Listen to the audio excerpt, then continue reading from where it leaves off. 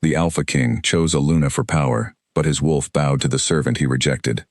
The goblet slipped from Ren Ashby's hand and shattered against the marble floor, and every voice in the great hall went silent at once. She dropped to her knees immediately, scrambling to gather the broken pieces before anyone could scold her, but it was already too late. King Alaric Voss had turned. His eyes, sharp and gray as winter stone, locked onto her from across the crowded room where he stood beside his council, and something inside his chest twisted so violently that he nearly lost his breath in front of 300 guests. He did not understand it. He told himself it was nothing. A servant had dropped a cup. It happened every day in a castle this size, with feasts this large, with nerves stretched thin from months of preparation. But his wolf did not agree. His wolf surged against his ribs like a creature trying to break free of a cage, and for one terrifying second, Alaric feared he might shift right there in front of his entire court. "Your Majesty?" His beta, Corin Ashworth, touched his arm lightly. "Are you unwell?" Alaric blinked and forced his shoulders to relax. "I am fine," he said, though his voice came out rougher than he intended. "Continue." The herald at the front of the hall cleared his throat and resumed his announcement, the one Alaric had rehearsed a dozen times in his mind, but had never once felt eager to hear spoken aloud. Behind him, on a raised platform draped in blue and silver, sat Seraphine Cole, daughter of the neighboring Alpha, and heir to a pack that had spent 2 generations locked in bitter conflict with Alaric's own. Her dark hair was pulled into an elegant twist, her expression composed and confident, the expression of a woman who already believed the crown belonged to her. Tonight, before the packs of Blackthorn and Ravenswood, King Alaric Voss announces his chosen Luna, the herald called out, a union that will end 40 years of border war and secure peace for every wolf under these 2 banners. The hall erupted into applause. Alaric stepped forward, as he had planned, and extended his hand toward Seraphine. She rose gracefully and placed her fingers in his, her smile practiced and perfect, and the crowd cheered louder still. But his wolf did not stir, not even slightly. It sat inside him cold and unmoved, watching the ceremony the way one might watch a stranger's wedding, distant and unaffected. It should have stirred. Alaric had been told his entire life that the moment he claimed his Luna, his wolf would rise in recognition, that the bond would settle into place like a key finding its lock. Instead, there was nothing, a hollow, aching nothing, the kind that made him wonder if something inside him had simply broken beyond repair. He pushed the thought aside. There would be time to worry about bonds and instincts later. Tonight was about alliance, about ending a war that had cost too many lives already. Whatever his wolf wanted, or didn't want, could wait. Across the room, still on her knees, Ren finished gathering the broken glass into her apron and rose on unsteady legs. Her heart pounded so hard she feared someone might hear it. She had felt something the moment the king turned toward her, something she could not name, something that made the hair on her arms rise and her breath catch in her throat. It embarrassed her deeply. She was nothing to this castle but a servant, one of dozens who refilled cups and swept floors and existed in the corners of rooms where important people never truly looked. She hurried toward the kitchen entrance, eager to disappear before anyone noticed her lingering, but a firm hand caught her elbow before she reached the door. "Watch yourself," hissed Priscilla Vane, the head of household staff, a thin woman with a permanently disapproving mouth. Dropping a goblet in front of the king during his own engagement announcement. "Do you want us all dismissed?" "I'm sorry," Ren said quietly, lowering her eyes. "It slipped. I didn't mean to. See that it doesn't happen again." Priscilla released her arm with a shove that was harder than necessary. "Go.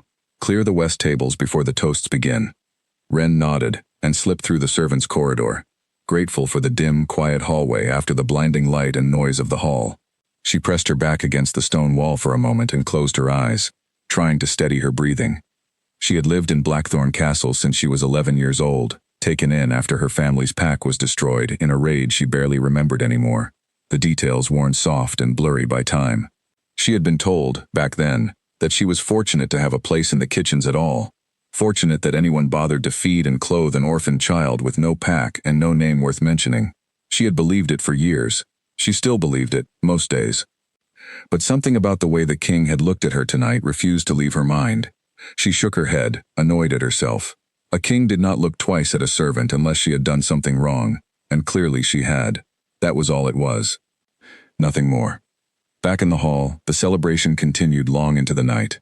Musicians played, wine flowed, and pack members from both territories mingled with cautious optimism, many of them too young to remember a time when Blackthorn and Ravenswood had not been enemies. Alaric smiled where smiling was expected, and spoke the words that needed speaking, but his mind kept drifting, unbidden, toward the corridor where the servant girl had vanished. He told himself it meant nothing, a dropped cup, a startled glance, nothing more than that.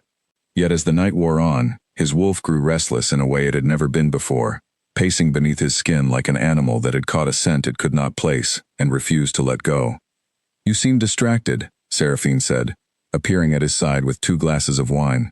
She handed him one, her eyes studying his face with more attention than he liked. "Second thoughts, Your Majesty?" "None," he said, accepting the glass. "Only a long evening." She studied him a moment longer, clearly unconvinced, but said nothing further. Seraphine Cole had not survived years of pack politics by being careless with her words, and she was far too intelligent to press an alpha king on his wedding night celebration. Whatever she suspected, she would keep it close for now. Alaric excused himself not long after, claiming exhaustion, and retreated to his private study on the upper floor of the castle. It was there, alone with the fire crackling low in the hearth, that he allowed himself to acknowledge what he had been avoiding all evening. Something was wrong. His wolf, always steady, always aligned with his own judgment even when it disagreed, had gone strange and unpredictable within the span of a single night. It had ignored Seraphine entirely, as though she were no more significant than a piece of furniture in the room, and it had reacted with startling intensity to a servant girl he could not even recall having met before. He poured himself a drink and stared into the fire, trying to make sense of it. Perhaps it was simply stress. The negotiations with Ravenswood had taken months of careful, exhausting diplomacy, and the wedding itself was still weeks away. Perhaps his wolf was rebelling against the pressure of it all, nothing more than an animal instinct rattled by unfamiliar strain. He wanted to believe that. He needed to believe that, because the alternative was something he refused to consider. His father had spoken of mate bonds only rarely, but Alaric remembered the way the old king's voice had changed whenever he described the moment he first scented Alaric's mother, the way his wolf had recognized her before his mind even had the chance to process what was happening. A pull too strong to fight, a recognition older than reason itself. Alaric set down his glass, angry now, angry at himself for even entertaining the thought. He was the king of Blackthorn. He had chosen his path for the good of his people, and no accident of instinct was going to unravel months of careful work over a girl whose name he did not even know. A knock sounded at his door. "Enter," he called, expecting Corin. Instead, it was one of the younger servants, a boy no older than 15, carrying a tray of tea he had not requested. "Apologies, Your Majesty. Miss Vane sent this up. Thought you might want something to settle your nerves after the evening." "Thank you," Alaric said, waving the boy toward the desk.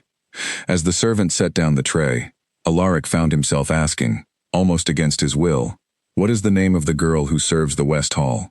Dark hair, slight build. She dropped a goblet earlier." The boy blinked, clearly surprised by the question. "That would be Wren, Your Majesty. Wren Ashby. She's been with us since she was a child." "Ashby," Alaric repeated softly, testing the sound of it.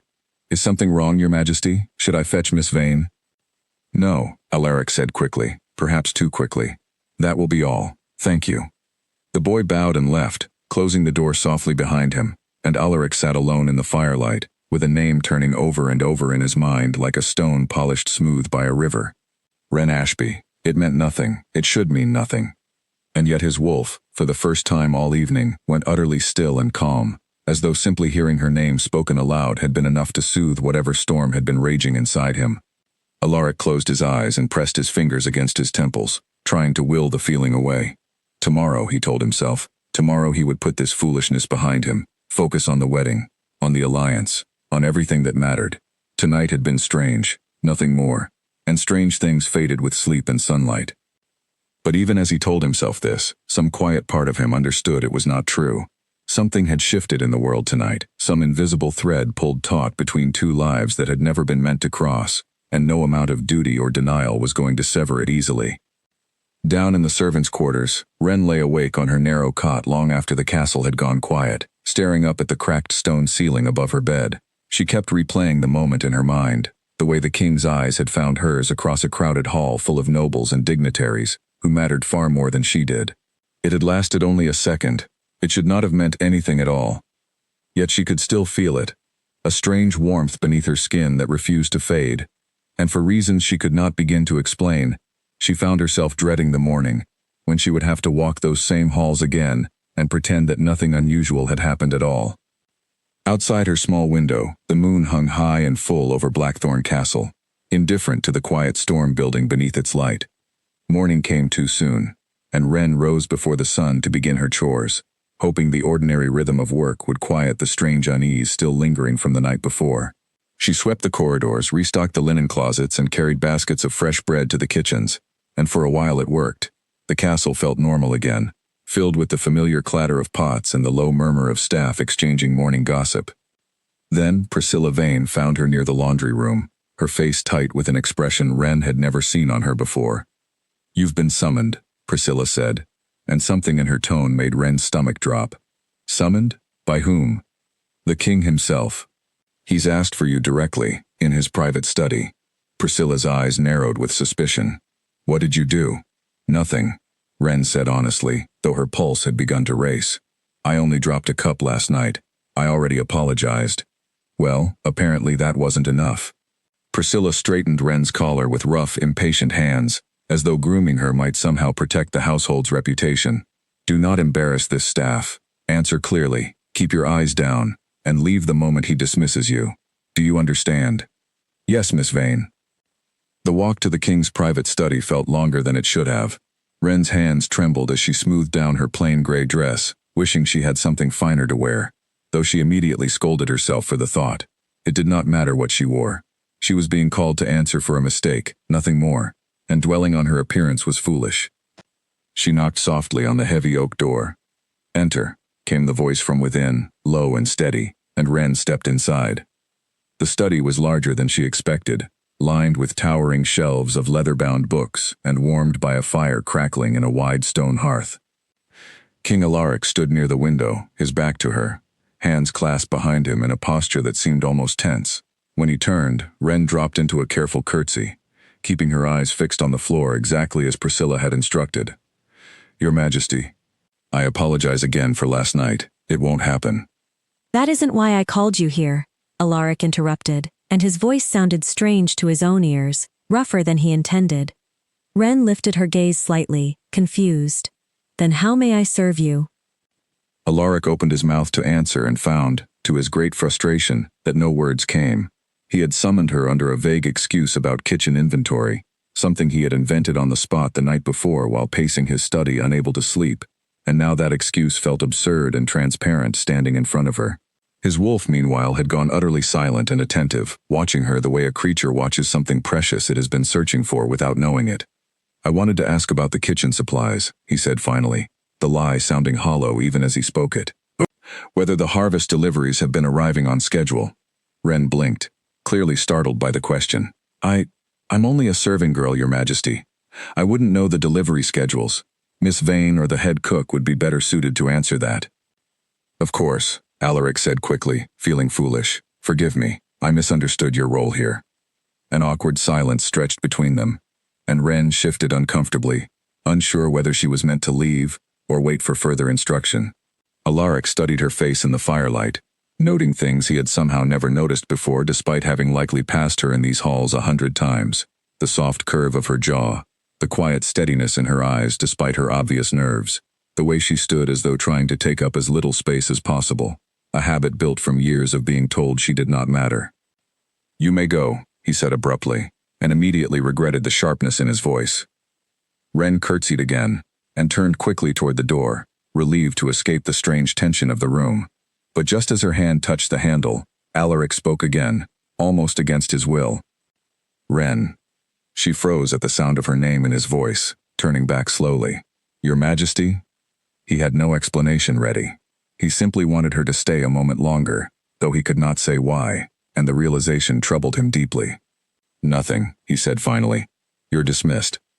She left without another word, and Alaric stood alone in his study, long after the door had closed, his wolf pacing inside him, with a longing so fierce it left him breathless. He pressed both hands against the windowsill and stared out over the castle grounds, forcing himself to think clearly. Whatever this was, whatever strange pull his wolf insisted on chasing, it did not matter. It could not matter. In 6 weeks he would stand before both packs and formally bind himself to Seraphine Cole, ending decades of bloodshed between Blackthorn and Ravenswood. Thousands of lives depended on that alliance holding firm. He would not risk it, could not risk it, over an instinct he did not fully understand and had no intention of indulging. And yet, he closed his eyes and, despite every rational argument screaming against it, allowed himself one honest thought. The word rose in his mind unbidden, clear and undeniable, the way his father had once described it to him. Mate. Alaric shook his head sharply, as though he could physically dislodge the thought from his mind. It was hard to believe. Mates were rare, and even when they occurred, an alpha king's duty came first. His father had taught him that above all else, personal desire meant nothing when weighed against the safety of an entire pack. He returned to his desk and buried himself in paperwork for the remainder of the morning, determined to push the entire encounter from his thoughts. But as the day wore on, he found his attention drifting toward the corridors whenever servants passed, his wolf alert and searching despite his every effort to suppress it. Meanwhile, Wren returned to her duties in a daze, barely able to concentrate on her work. She scrubbed the same section of floor twice without noticing, and dropped a stack of folded linens near the entrance to the dining hall, drawing a sharp look from Priscilla that she barely registered. "What is wrong with you today?" Priscilla demanded, gathering the fallen linens herself with visible irritation. First the goblet, now this. "Has something happened?" "No, nothing," Wren said quickly, kneeling to help. "I'm only tired. I didn't sleep well." Priscilla studied her for a long moment, clearly unconvinced, but the arrival of another servant with an urgent question about the evening meal pulled her attention away before she could press further. Wren exhaled in relief and finished gathering the linens alone, grateful for the brief solitude. She could not stop thinking about the strange encounter in the king's study. He had called her there under an excuse that made no sense, had studied her with an intensity that left her skin warm long after she had left the room, and had called her back by name at the last moment for no clear reason at all. She told herself it meant nothing. Kings did not concern themselves with servants beyond ensuring their duties were performed. Whatever strange energy had passed between them was surely something she had imagined, a foolish fantasy born from exhaustion and an overactive mind. And yet, deep down, in a place she did not fully trust herself to examine, she knew she had not imagined it at all. That evening, as the castle settled into its usual quiet rhythm, Corin Ashworth found Alaric still working at his desk long after most of the household had retired for the night. "You've barely eaten today," Corin observed, setting down a tray near the fire. "Is something troubling you, Alaric? You've seemed distracted since the announcement." Alaric hesitated, weighing how much to share even with his closest friend and most trusted advisor. "Have you ever heard of a wolf reacting strongly against an intended mate before the bond fully forms?" Corin's eyebrows rose sharply. "That's an unusual question for a king about to be engaged. Why do you ask?" "No reason," Alaric said, too quickly, and Corin's expression sharpened with concern. "Alaric, whatever this is, you should tell me. I've known you since we were children. I can see when something is wrong." Alaric stared into the fire for a long moment before answering, choosing his words with great care. "My wolf has been restless since the announcement. It hasn't responded to Seraphine at all, not even slightly, and there's someone else it seems fixated on instead." "Someone else?" Corin's voice dropped low with genuine alarm. "Alaric, if your wolf has recognized a true mate, this is not something you can simply ignore. The bond only grows stronger the longer it's denied. Men have struggled terribly trying to fight it." "It doesn't matter," Alaric said firmly, though his voice lacked conviction even to his own ears. "The alliance with Ravenswood comes first. Thousands of lives depend on this marriage holding. I will not let some instinct undo years of careful diplomacy." Corin studied his friend's face for a long moment, clearly troubled but choosing not to push further tonight. "Just be careful," he said finally. "Ignoring a true bond is not like ignoring an inconvenience, Alaric. It carries consequences, sometimes severe ones. For you, and for whoever the wolf has chosen." Alaric said nothing, staring instead into the flames as though they might offer answers his own mind refused to provide. Long after Corin had left, he remained there alone, caught between duty and an instinct he could neither explain nor silence, while somewhere in the servants' quarters below, Wren Ashby lay awake once more, equally troubled by feelings she did not yet have a name for. 3 days later, the halls of Blackthorn Castle filled with a different kind of energy, as carriages bearing the Ravenswood crest rolled through the front gates. Seraphine's family had arrived early for the engagement feast, and the entire household scrambled to prepare, polishing silverware, arranging fresh flowers, and rehearsing formal greetings that needed to be flawless.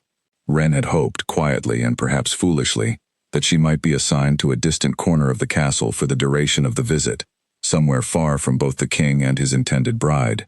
Instead, Priscilla informed her that morning that she would be personally attending the Ravenswood delegation throughout their stay, a task meant as an honor, but one that filled Wren with dread. "You've been chosen because you're careful and quiet," Priscilla explained, adjusting the sash on Wren's uniform with brisk efficiency. "The Ravenswood family expects excellent service. Do not give them any reason to complain."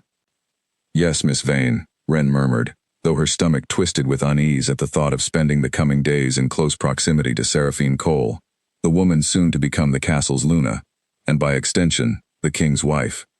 The feast that evening was grander than anything Wren had witnessed before.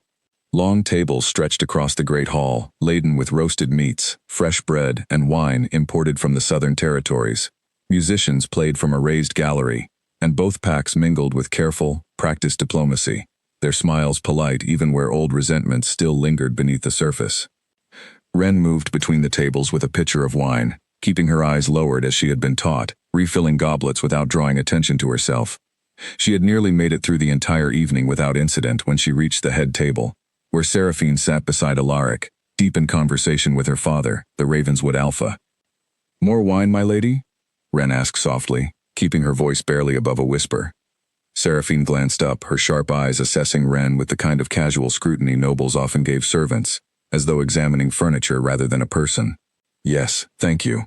As Wren poured, careful and steady, she felt the weight of another gaze settle on her, and her hand trembled just slightly, enough that a single drop of wine splashed against the white tablecloth. She froze, horrified, waiting for Seraphine's reaction. But Seraphine hadn't noticed the spill at all. Her attention had shifted entirely toward Alaric, who was staring at Wren with an intensity he clearly hadn't meant to reveal in front of his future bride and her family. "Alaric," Seraphine said, her voice carrying a light edge of amusement mixed with something colder underneath. "Is something wrong?"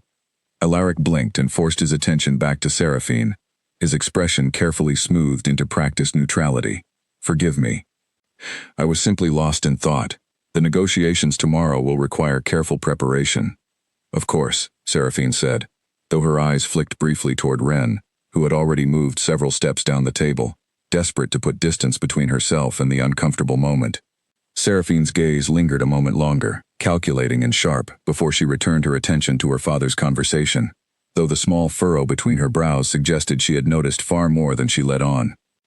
For the remainder of the feast, Wren tried to keep as much distance from the head table as possible, finding reasons to attend to the far end of the hall instead. But duty eventually called her back, and each time she approached, she felt Alaric's attention settle on her like warm sunlight, impossible to ignore no matter how carefully she avoided his eyes. Later that night, long after the feast had ended and the Ravenswood delegation had retired to their guest quarters, Wren found herself tasked with clearing the last of the dishes from the head table, alone in the now quiet hall. The fires had burned low, and most of the staff had already gone to bed, leaving her with the peaceful, echoing silence of the empty room. She did not hear him approach until his voice broke the quiet behind her. "You've been avoiding me." Wren startled, nearly dropping the tray in her hands, and turned to find Alaric standing several feet away, his expression unreadable in the dim firelight. "Your Majesty," she said quickly, steadying the tray and dropping into a curtsy. "I didn't hear you enter. Forgive me." "That isn't what I asked," he said, stepping closer, though he kept a respectful distance between them. "You've been avoiding me since I called you to my study." Wren's cheeks flushed, and she kept her eyes carefully fixed on the tray in her hands rather than meet his gaze. "I only meant to perform my duties without inconveniencing you, Your Majesty. Nothing more." "That isn't an answer either," Alaric said, and something in his voice, quiet and almost pleading, made Wren finally look up at him. For a long moment, neither of them spoke. The fire crackled softly in the hearth, casting flickering light across the empty hall, and Wren felt something settle heavily in her chest, a mixture of fear and something else entirely, something she still refused to name even in the privacy of her own mind. "Your Majesty," she said finally, her voice barely above a whisper, "I am only a servant here. Whatever you believe you're feeling, I promise you it means nothing. It cannot mean anything. You are engaged to be married in a matter of weeks." Alaric flinched slightly at her words, as though she had struck something tender within him. "You're right," he said, his voice tightening. "It doesn't matter what I feel. I have a duty to my pack, an alliance to protect. Whatever this is between us, it changes nothing." "Of course," Ren said quietly, though something in her chest ached unexpectedly at his words, a sharp and unwelcome pain she hadn't anticipated. "I only wanted to understand it," Alaric continued, almost to himself. "That's all. I needed to know if I imagined it, or if you felt something too." Ren hesitated, torn between honesty and self-preservation. She thought of everything she stood to lose if she admitted the truth: her position in the castle, her safety, the fragile stability she had built for herself over years of careful, quiet service. "I felt nothing unusual, Your Majesty," she lied, forcing her voice to remain steady. "I apologize if my behavior gave you a different impression." Something shifted in Alaric's expression at her words, a flicker of disappointment quickly masked by practiced composure. "I see," he said finally. "Then I apologize for troubling you. It won't happen again." He turned and left the hall without another word, and Ren remained standing alone amid the flickering firelight, her hands trembling around the tray she still held, her chest tight with an ache she could not fully explain even to herself. She told herself she had done the right thing, the only sensible thing given her circumstances. A servant did not entangle herself with a king, especially not one already promised to another. Whatever strange pull existed between them was a danger best avoided entirely, before it cost her everything she had left. But as she finished clearing the tables alone in the quiet hall, she could not shake the memory of the disappointment in his eyes, nor the strange, unwelcome longing that lingered in her own chest long after he had gone. Upstairs, Alaric returned to his private chambers and stood alone at his window, staring out over the moonlit grounds of Blackthorn Castle. His wolf, usually so certain and clear in its instincts, felt bruised and confused by her denial, though some quieter part of him recognized the fear behind her words, the careful self-protection of someone who had learned long ago that hope was often more dangerous than despair. He told himself it was for the best. If she felt nothing, then perhaps this strange, unwelcome pull would fade in time, leaving him free to focus entirely on his duty to Seraphine and the alliance that would finally bring peace between two packs long divided by conflict. But even as he tried to convince himself of this, his wolf remained restless and unsettled, refusing to accept a truth that felt, deep down, entirely false. In the days that followed the feast, whispers began circulating through the servants' quarters, the kind of quiet gossip that spread through kitchens and laundry rooms faster than any official announcement ever could. Ren first heard it from a younger maid named Beatrice, who cornered her near the wash basins with wide, excited eyes. "Have you heard what they're saying about you?" Beatrice whispered, glancing around to make sure no one else was listening. "About me?" Ren frowned, drying her hands on her apron. "What could anyone possibly say about me?" "They say you weren't always a servant," Beatrice said, lowering her voice further. "They say your family had a pack once, before it was destroyed, that you were noble-born, not kitchen-born." Ren's hands went still on the towel. "That's ridiculous," she said, though her voice wavered slightly. "I was found as a child. No one knows anything about where I came from." "That's not what old Agatha says," Beatrice insisted, referring to one of the eldest servants in the castle, a woman who had worked in the kitchens for nearly 50 years. "She remembers when you first arrived, says there were markings on the blanket you were wrapped in, a symbol she'd only ever seen once before, on the banners of a pack that was wiped out in a raid years ago, the Ashby pack." Ren felt her breath catch, her own surname suddenly heavy and strange in her ears. "Ashby is simply the name I was given," she said carefully. "It doesn't prove anything." "Maybe not," Beatrice said, though her expression remained skeptical. "But it's strange, don't you think, that the king himself has been asking questions about you?" "Miss Vane mentioned it to Agatha, and Agatha mentioned it to me. Apparently he's been reviewing old pack records in the archive." Ren said nothing further, though the conversation lingered with her throughout the rest of the day, an uncomfortable seed of curiosity she could not quite shake loose. She had never known much about her own past beyond the vague memory of fire and smoke, and a woman's voice calling her name before everything went dark. She had been found wandering alone near the castle gates as a small child, taken in out of pity by the household staff, and had never once questioned the story she had been given, because there had never been any reason to question it. Until now. That evening, after her duties were finished, Ren found herself standing outside the door of the castle archive, a small, dusty room, tucked into the lower level of the west wing where old pack records and historical documents were stored. She hesitated for a long moment, torn between curiosity and the fear of what she might find, before finally pushing the door open and stepping inside. The archive was dim and quiet, lit only by a single lantern left burning near the entrance. Rows of shelves stretched into the shadows, filled with leather-bound ledgers and yellowed scrolls dating back generations. Ren moved carefully between the shelves, uncertain exactly what she was looking for, until her eyes caught on a section labeled with names of packs long since destroyed or absorbed into larger territories. She found the entry almost by accident, tucked between two thicker volumes near the back of the shelf. A thin, worn ledger with the name Ashby stamped faintly on its spine.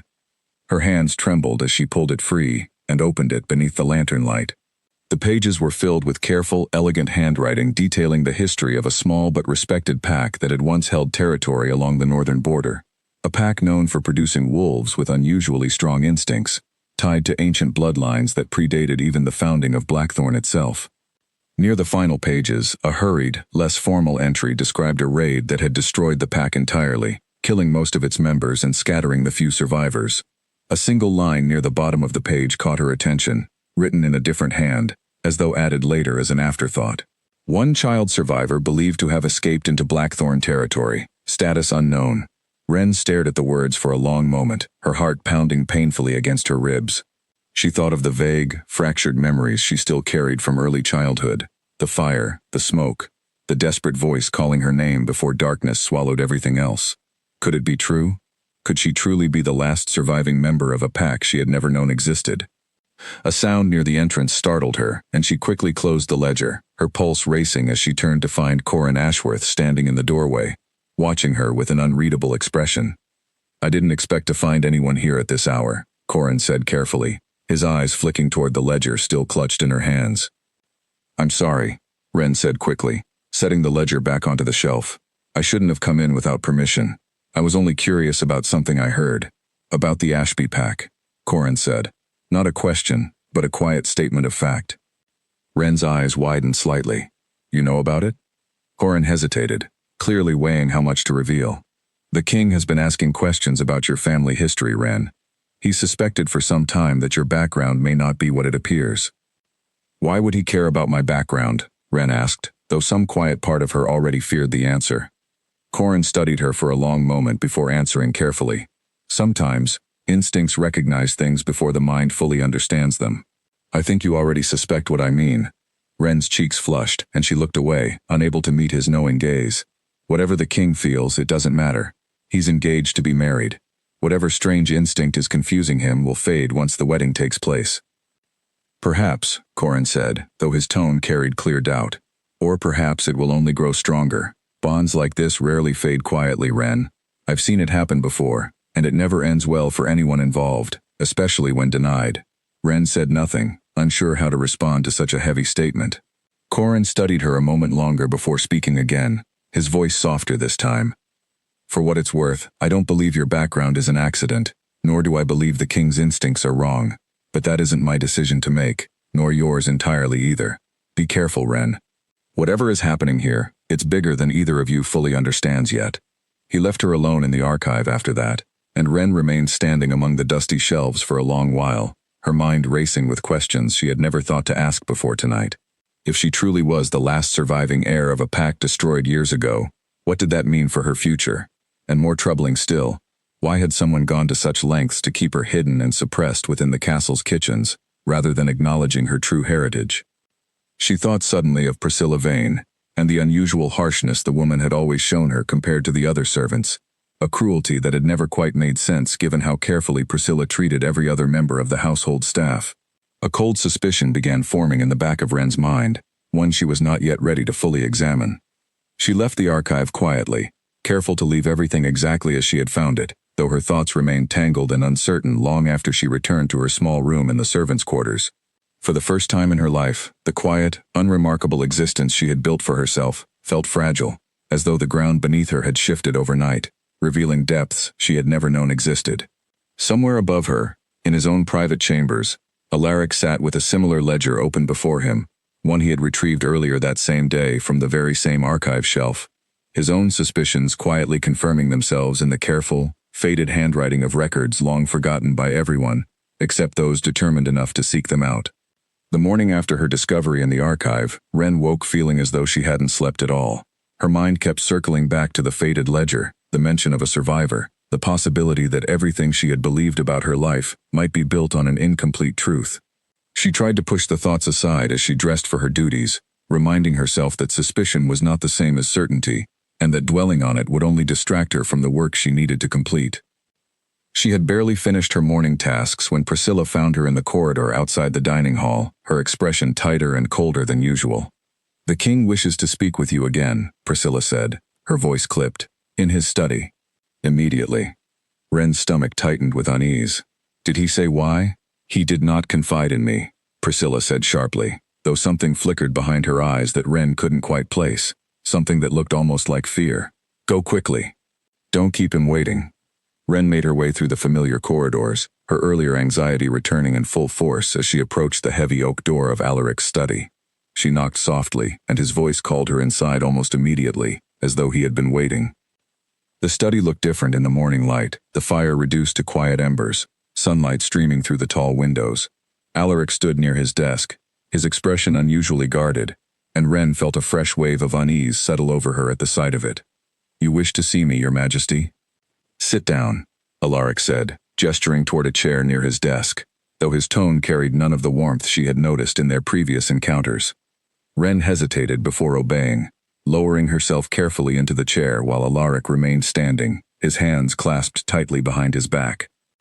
"I've been giving considerable thought to what has happened between us these past few weeks," he began, his voice measured and distant. "The reaction my wolf has shown toward you. I believe I owe you an honest explanation, and perhaps an apology as well." Ren's heart began to race, uncertain what direction this conversation was about to take. "Your Majesty, you don't owe me anything. I'm only a servant here." "That isn't entirely true," Alaric said, his jaw tightening. "And I think you already suspect why." Ren said nothing, waiting, her hands clasped tightly in her lap. Alaric took a slow breath before continuing, his expression hardening into something colder and more distant than she had seen from him before. "I've spent the past several days trying to understand this instinct, this pull my wolf insists on chasing whenever you're near. I've considered every possibility, and I've come to a decision that I believe is best for everyone involved, myself included." "What decision?" Ren asked quietly, though some instinct within her already braced for what was coming. "Whatever bond my wolf believes exists between us, I reject it," Alaric said, his voice flat and final. "Completely and permanently. You mean nothing to me, nor to my wolf. Whatever confusion has occurred these past weeks ends here, today." The words struck Ren like a physical blow, far more painful than she expected given how carefully she had tried to guard her own feelings from taking root. She kept her expression carefully composed, refusing to let him see how deeply his words had cut, though her hands trembled slightly in her lap. "Of course, Your Majesty," she said, her voice steady despite the ache building in her chest. "I understand completely." "Good," Alaric said, though something flickered briefly across his face, quickly masked before Ren could fully identify it. "I trust this means we won't need to have this conversation again." "No, Your Majesty," Ren said, rising from the chair with as much dignity as she could manage. "You won't need to concern yourself with me again. I'll request a transfer to the far wing of the castle, away from your private chambers entirely. That way there will be no further confusion for either of us." Something shifted in Alaric's expression at her words, a flicker of surprise quickly buried beneath his carefully maintained composure. "That won't be necessary." "I believe it is, Your Majesty," Ren said, keeping her voice level despite the tightness in her throat. "For both our sakes." She curtsied stiffly and turned to leave, refusing to let him see the tears building painfully behind her eyes. Just as she reached the door, his voice stopped her one final time. "Ren." She paused, her hand resting on the door handle, but did not turn back to face him. "Yes, Your Majesty?" He hesitated for a long moment, as though weighing whether to say something further, before finally speaking, his voice quieter than before. "I hope you understand this isn't personal. It's simply necessary." Ren closed her eyes briefly, absorbing the sting of his words before responding with quiet, controlled dignity. "Of course, Your Majesty, I understand entirely."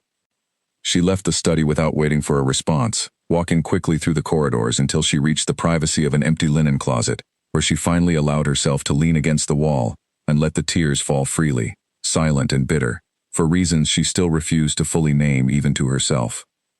That afternoon, she approached Priscilla Vane directly and requested a formal transfer to the far eastern wing of the castle, citing a desire for a change in duties. Priscilla studied her carefully for a long moment, clearly sensing something significant had occurred, though she asks no further questions. "Very well," Priscilla said finally. "The transfer will be arranged by tomorrow morning." Ren nodded and left without further explanation, grateful that Priscilla had chosen not to press the matter further. She spent the remainder of the day completing her usual duties with mechanical precision, burying her hurt beneath careful focus on simple, familiar tasks that required no thought or feeling at all.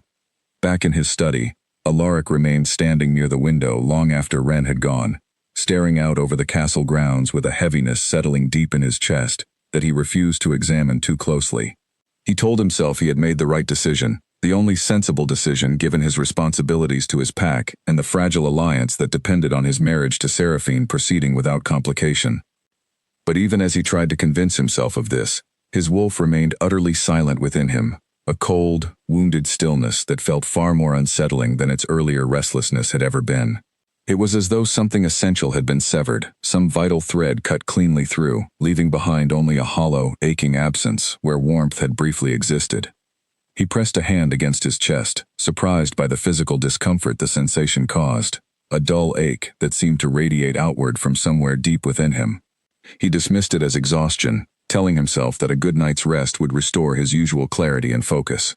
He did not yet understand that he had just made a mistake far more dangerous than he realized, one that would soon manifest in ways he could neither predict nor easily control. The first sign that something had gone wrong appeared 3 days after Alaric's rejection, when he woke in the middle of the night gasping for breath, his entire body aching as though he had spent hours fighting an invisible battle. He sat upright in bed, drenched in sweat, his heart pounding painfully against his ribs, and reached instinctively for his wolf, seeking the familiar comfort of its steady presence. But his wolf did not answer. It remained distant and cold, curled somewhere deep within him, refusing to respond to his call no matter how urgently he reached for it. Alaric pressed his palms against his temples, waiting for the strange sensation to pass, telling himself it was simply exhaustion from the recent stress of negotiations and wedding preparations. But when morning came, the discomfort remained, a persistent gnawing ache that settled deep into his bones and refused to fade no matter how much rest he attempted to take. By midday, Corin noticed the change immediately. "You look unwell," Corin said, studying Alaric's pale face with obvious concern as they walked together toward the training grounds. "Have you eaten anything today?" "I'm fine," Alaric said, though his voice lacked its usual strength, simply tired. "You've said that for 3 days now," Corin pressed, his expression darkening. "Alaric, this isn't ordinary exhaustion. Your eyes have lost their color, your movements are stiff, and I noticed this morning you struggled to hold your sword properly during practice. Something is genuinely wrong." Alaric hesitated, reluctant to admit the truth even to his closest friend, though the persistent ache in his chest made denial increasingly difficult to maintain. "I rejected the bond," he said finally, his voice quiet. 3 days ago. I told her it meant nothing, that my wolf would forget the pull entirely." Corin's expression shifted immediately to alarm. "Alaric, you didn't. It was necessary," Alaric insisted, though his voice lacked conviction even to his own ears. "The wedding proceeds in a matter of weeks. I couldn't allow a servant's presence to jeopardize everything we've worked toward. Rejecting a true mate bond isn't a simple matter of willpower, Alaric," Corin said sharply, his voice tightening with genuine fear. "It's not something you can decide away like an inconvenient meeting. The bond fights back. I've heard stories of alphas who rejected true mates and suffered for years afterward. Weakened wolves, broken instincts, sometimes worse." "What do you mean worse?" Alaric asked, though some part of him already dreaded the answer. "I mean death, Alaric," Corin said bluntly. "In the most severe cases, the bond rejection consumes the wolf entirely, leaving the alpha powerless, vulnerable, sometimes fatally weakened. You need to reverse this before it progresses further." Alaric felt a cold chill settle over him at Corin's words, though he fought to maintain his composure. "The wedding to Seraphine cannot be delayed. Too much depends on it. Then you're risking your own life for an alliance that may not survive if you're too weak to lead your pack," Corin said sharply. "Think carefully, Alaric. What good is peace between packs if their king dies from a wound he inflicted upon himself?" Alaric said nothing, his jaw tightening as he absorbed the weight of Corin's warning. He wanted desperately to believe his friend was exaggerating the danger, but the persistent ache in his chest, the strange weakness in his limbs, the unsettling silence of his wolf, All suggested Corin's concerns were far from unfounded. That evening, Seraphine found him alone in the castle gardens, staring blankly at the darkening sky, and immediately noticed the change in his demeanor. "You seem distant lately," she observed, settling onto a stone bench beside him, her sharp eyes studying his pale, drawn features with obvious concern. "Is something troubling you, Alaric?" "Simply the pressure of preparations," he said, forcing a reassuring smile that felt hollow even to himself. "The wedding requires considerable attention." Seraphine studied him a moment longer, clearly unconvinced by his explanation. "You've seemed unwell since the feast," she said carefully. "Ever since that servant girl was assigned to attend our family." Alaric's expression tightened slightly at her words, though he kept his voice carefully neutral. "I'm not certain what you're implying." "I'm implying nothing," Seraphine said, though her tone suggested otherwise. "I simply notice things, Alaric. I always have. It's part of why my father trusted me to negotiate this alliance in the first place." She paused, studying his face carefully. "Whatever is happening, I hope you understand that our marriage depends on more than politics. It depends on you being present, both in body and in spirit." "I understand," Alaric said quietly, though guilt settled heavily in his chest at her words. Seraphine rose from the bench, brushing invisible dust from her gown, her expression unreadable in the fading evening light. "I hope so," she said finally, "for both our sakes." She left him alone in the garden, and Alaric remained seated long after she had gone, staring at the darkening sky while his wolf remained silent and distant within him, offering no comfort, no guidance, only a cold, aching absence that grew heavier with each passing hour. That night the pain intensified sharply, waking him from a restless sleep with a sharp, burning sensation that spread through his chest and limbs like fire beneath his skin. He gasped and stumbled from his bed, pressing his palms against the cold stone wall of his chambers, struggling to catch his breath as the pain gradually subsided into a dull, persistent throb. He understood then, with sudden and terrifying clarity, that Corin's warnings had not been exaggerated in the slightest. Whatever bond his wolf had recognized in Wren Ashby, rejecting it had set in motion a punishment far more severe than he had anticipated, one that threatened not only his own strength and stability, but potentially his very life. He sank slowly to the floor beside his bed, pressing his forehead against his knees, and for the first time since his coronation, King Alaric Voss felt truly afraid, not of enemies or political rivals, but of a consequence entirely of his own making, one he had brought upon himself through pride and duty in equal measure. Somewhere in the distant eastern wing of the castle, Wren Ashby lay awake as well, though her own suffering remained quiet and internal, a persistent ache of rejection and loneliness that she carefully hid behind steady hands and composed expressions throughout each long, exhausting day, unaware entirely of the parallel suffering unfolding within the man who had so coldly dismissed her only days before. Desperate for answers, Alaric returned to the castle archive late the following night, determined to understand exactly what he had triggered by rejecting the bond, and more importantly, whether there existed any way to reverse the damage before it consumed him entirely. Corin joined him, carrying an armful of additional records pulled from deeper storage rooms rarely accessed by anyone outside the royal family. "Here," Corin said, setting a thick, ancient volume on the table between them.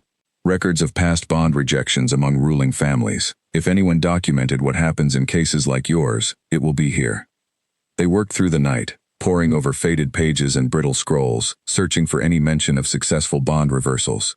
Most entries described tragic outcomes, alphas who had weakened steadily over months until their own packs were forced to replace them, or in the most severe cases, alphas who had died entirely, their wolves simply refusing to sustain a body that had betrayed its own instincts so completely. But near the end of the volume, Alaric found a single entry that offered a fragile thread of hope. A king from several generations past had similarly rejected a true bond under political pressure, only to reverse his decision weeks later after recognizing the danger to his own life. The entry described his recovery as immediate and complete the moment he formally accepted the bond and apologized sincerely to his intended mate.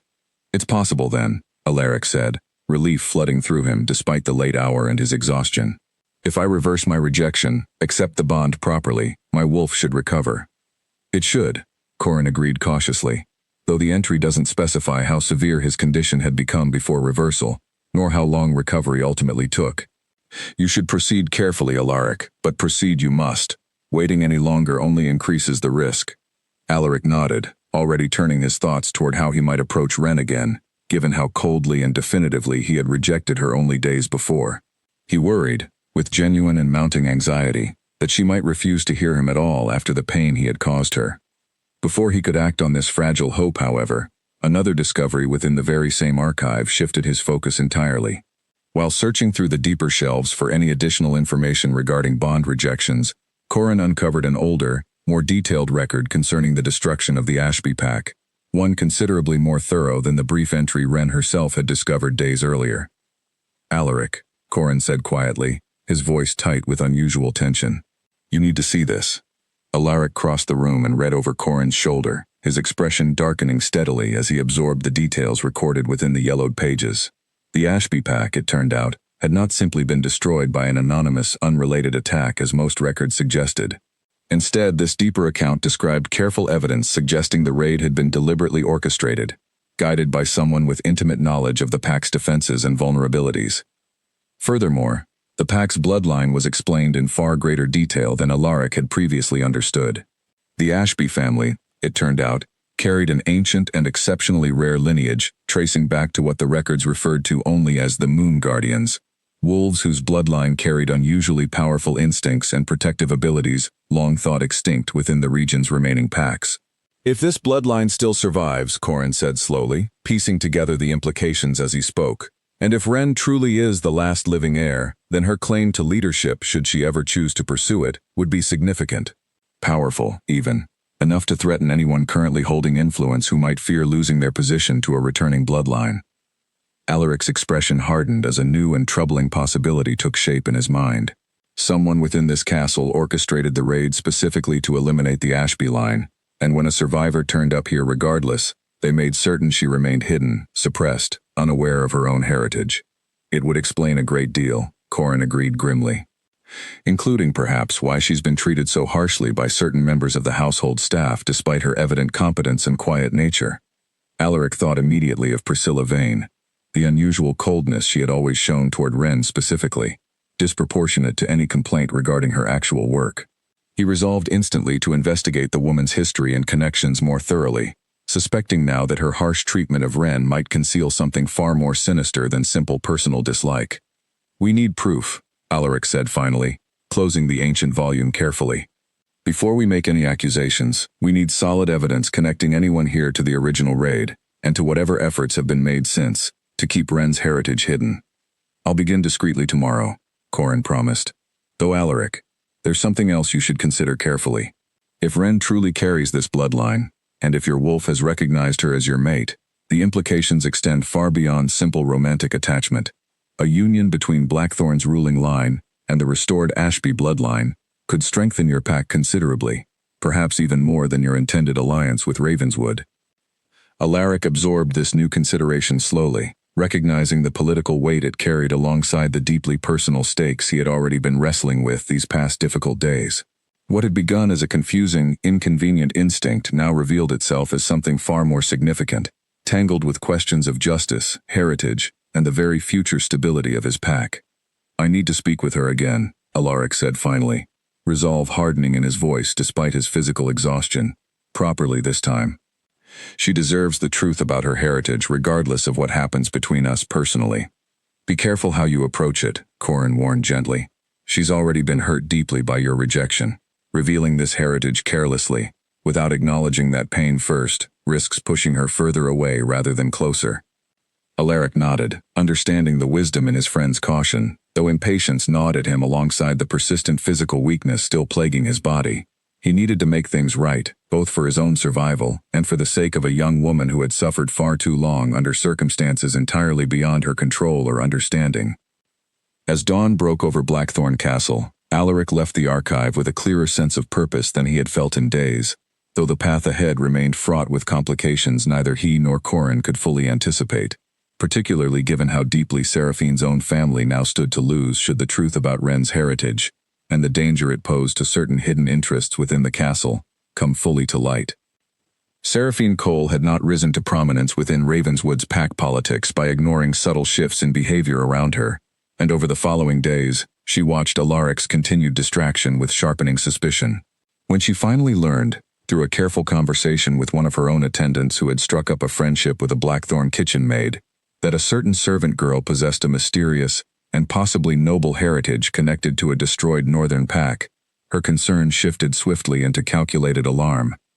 She understood immediately what such a revelation could mean, not only for her impending marriage, but for the entire alliance her family had worked years to negotiate. If Alaric's wolf had truly recognized this servant as a mate, and if the girl's bloodline proved as significant as the rumors suggested, Seraphine's own position as Luna, and the peace treaty depending upon it, would be thrown into serious jeopardy. She resolved to act before the situation could develop further.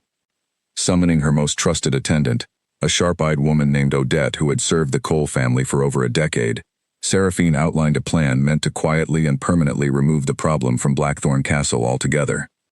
"There's a servant here," Seraphine explained carefully, keeping her voice low despite the privacy of her guest chambers. "Wren Ashby. I want her reassigned, immediately, to a distant estate, somewhere far enough that she poses no further complication to my marriage." "Reassigned on what grounds?" Odette asked carefully. "The household staff here answer to their own hierarchy, not to Ravenswood authority." "Then we'll create the grounds necessary," Seraphine said coldly.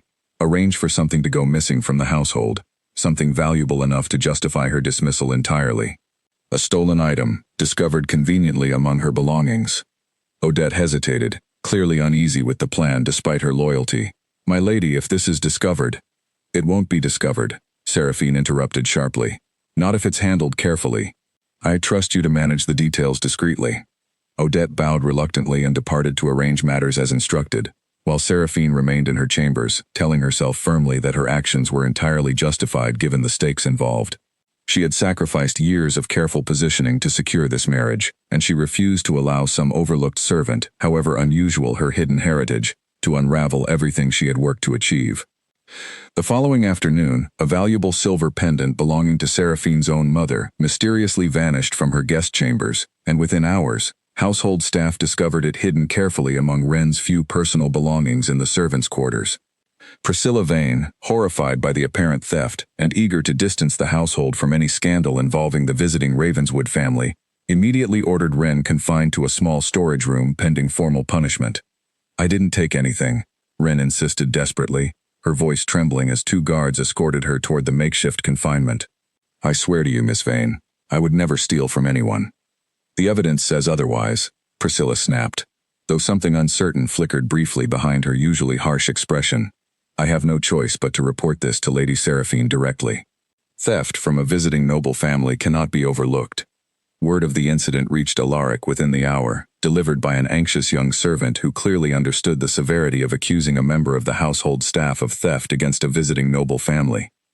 Alaric abandoned his afternoon meetings immediately, his wolf finally stirring within him for the first time in days, a fierce, protective instinct surging forward despite his continued physical weakness. He found Wren locked inside a small storage room near the kitchens, sitting alone on an overturned crate, her expression a mixture of fear and quiet, exhausted resignation. "Release her immediately," Alaric ordered the guards stationed outside, his voice carrying an authority that brooked no argument. "Your Majesty," Lady Seraphine specifically requested.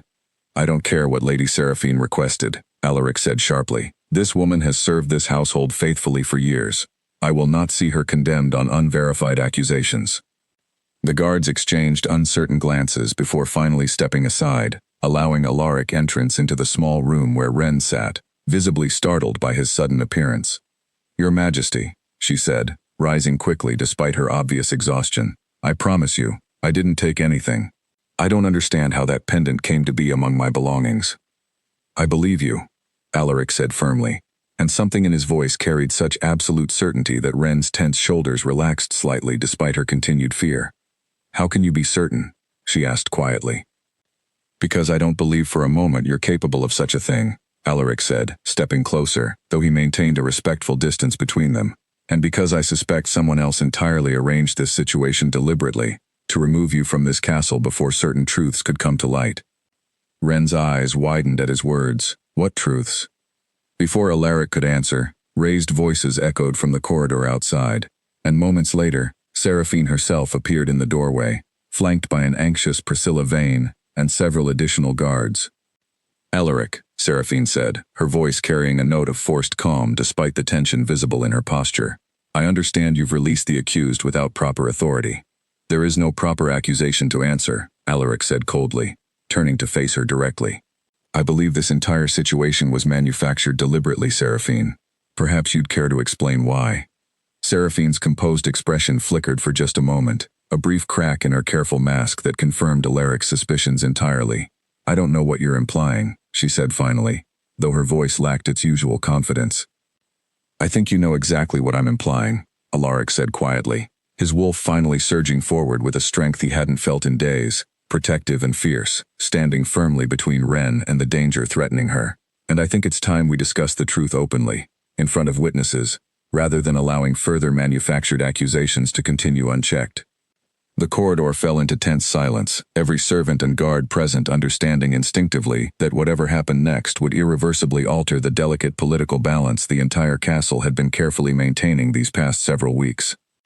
The great hall filled quickly once word spread that King Alaric had summoned both the Blackthorn Council and the visiting Ravenswood delegation for an urgent, unscheduled gathering. Ren stood nervously near the edge of the room, still shaken from her confinement, while Alaric stood at the center of the hall, his expression calm despite the storm he was about to unleash. Corin arrived moments later, carrying the ancient ledger from the archive along with additional documents he had gathered overnight, evidence connecting Priscilla Vane's late husband, a former Ravenswood soldier, to the original raid that had destroyed the Ashby Pack years earlier.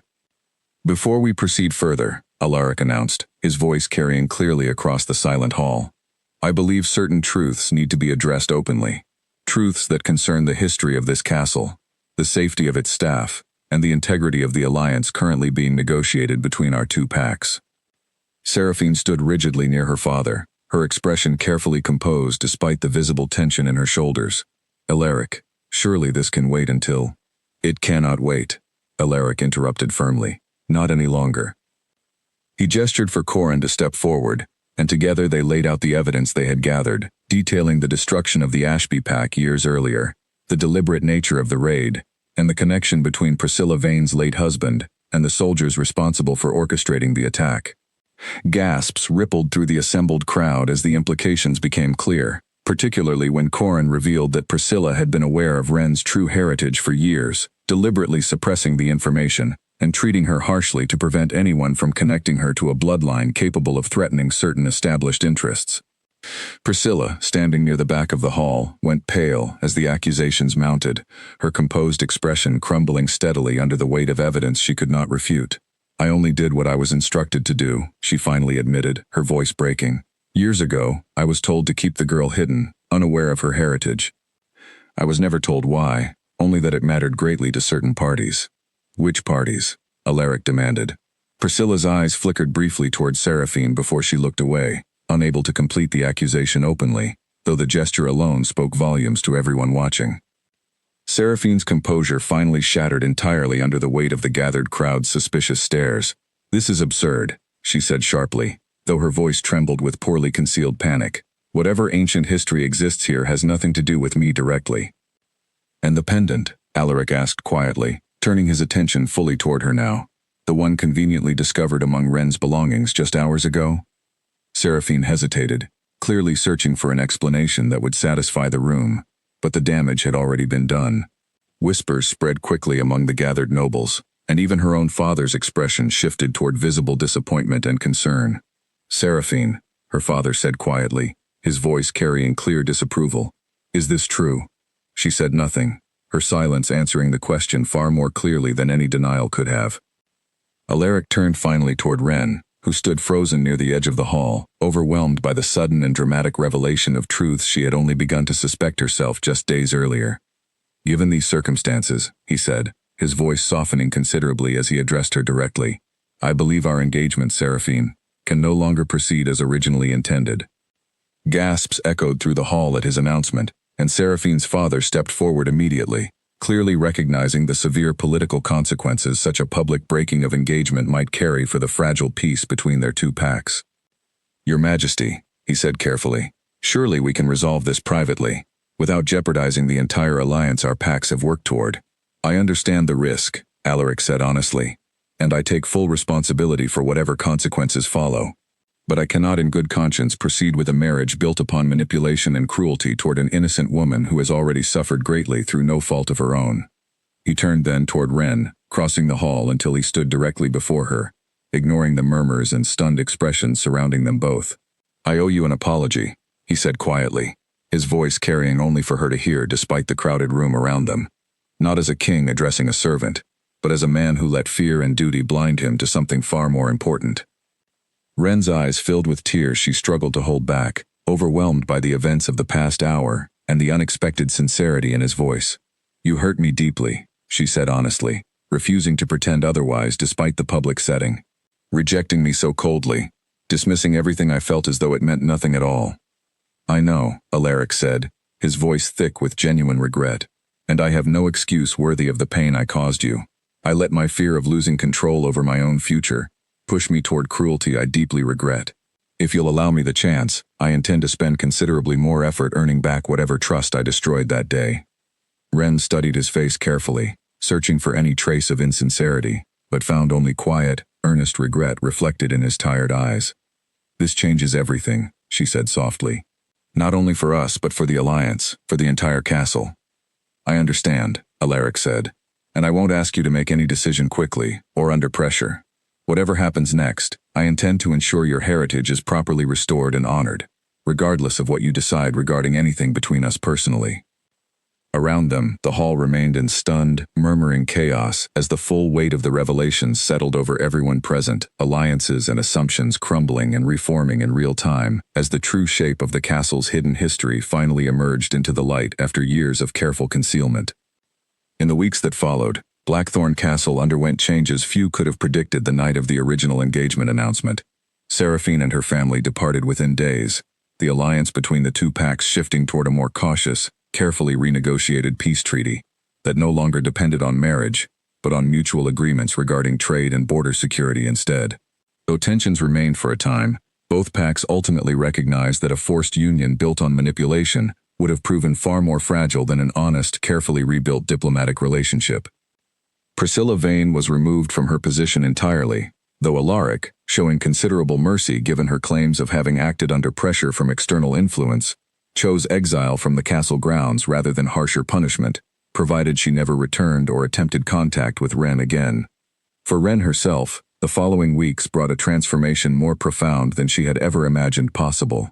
Corin, alongside scholars brought specifically from neighboring territories familiar with ancient pack lineages, confirmed definitively that she carried the last surviving bloodline of the Ashby pack, a lineage tied to the legendary Moon Guardians, whose protective instincts and rare strength had once been highly valued among the region's oldest packs. She struggled at first with the sudden shift in how the household staff treated her, the same servants who had once overlooked her entirely, now regarding her with a mixture of awe and careful respect that felt deeply uncomfortable given years of quiet, unremarkable service. But gradually, with patient guidance from Corin and gentle encouragement from Alaric, she began to settle into a new understanding of her own worth, separate entirely from the value others had always failed to see in her.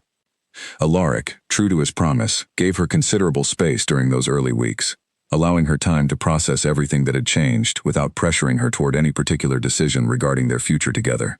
He continued his recovery steadily, his wolf growing stronger and more settled with each passing day as the wound of his earlier rejection slowly healed, though he understood clearly that full recovery depended entirely on Ren's own choice, freely made without any lingering pressure from his position or title.